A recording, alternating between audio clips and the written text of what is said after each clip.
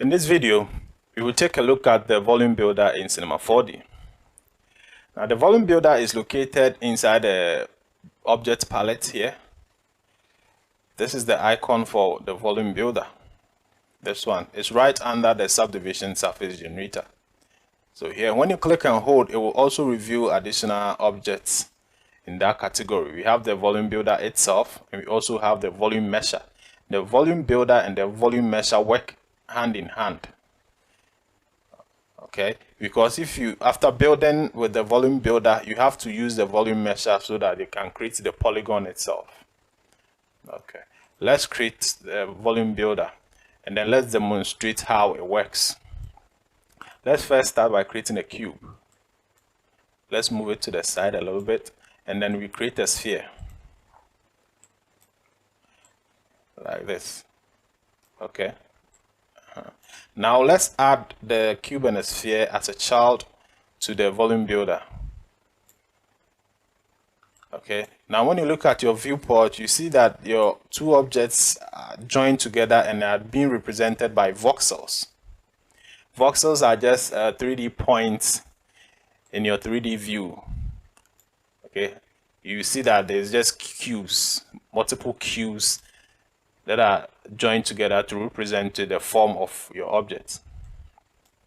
Yeah, we call them voxels. You can't render them because these are just data being represented to you. When you hit render, you see there's nothing there, nothing shows. Yes, because it's not yet a polygon object. Now with a volume builder selected, when you come to the attributes manager under the object tab, you have the parameters of the volume builder. The first one is called the voxel size. This will increase or decrease the size of those cubes that are representing your object. Okay. So if I lower it, the more I lower it, the more detailed my object gets. You see the cubes, the voxel cubes are getting smaller because I'm changing the voxel size. So my object I'm getting more details in my object. Now be careful with the size, because the more lower you go, the denser your object becomes.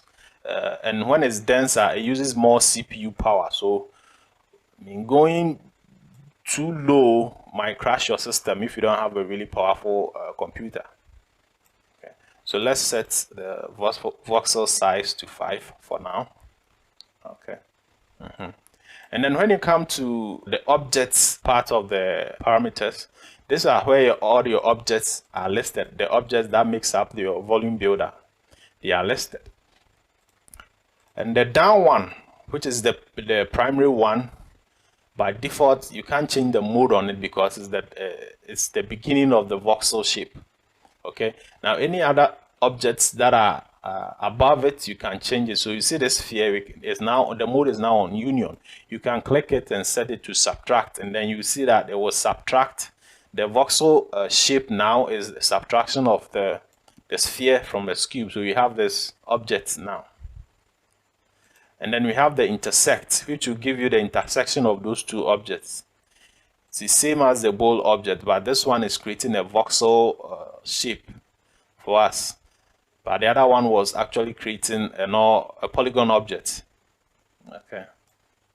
And the difference is that the bowl object, you can use only two objects.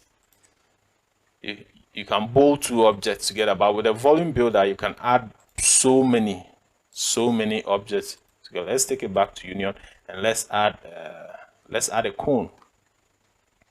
Okay, let's move the cone up here like this.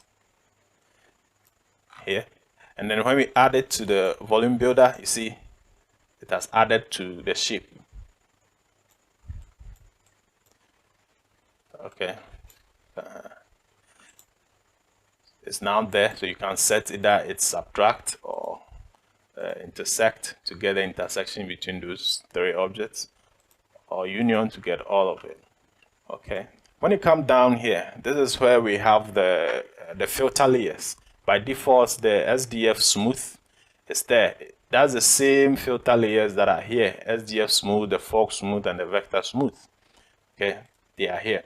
Now let's add a SDF smooth to it and see what happens. You see, it's smoothing the intersections of all the objects, creating a very organic shape. Okay, this one, if you disable it, this is how it looks like. And then with those filter layers, it only affects objects that are underneath it. So if you move this filter layer in between here, this cone won't be affected by the smooth filter layer. You see the cone is not affected. It's only affected in these two underneath it. So anytime you want to use this filter layers, all the objects that you want to affect should be under the filter layer. If you want to make this volume builder a polygon object so that you can render it, that's where the volume measure comes in. So you click and hold on the volume builder and you select the volume measure. And with this volume measure, you have to make the volume builder a child of this volume measure. Okay, so you drag it and put it inside. Now you have a mesh. Now this is our 3D mesh now. This object can be rendered. Sorry. This object can be rendered. This is now polygons. Okay, you go to view, display shading lines, and you see we have our shading lines. This is now a polygon object. Okay, so basically that is what the volume builder and the volume mesher is used for. We will dive more into the volume builder and the volume mesher when we get to the practical aspect of this course. Thank you and see you in the next video.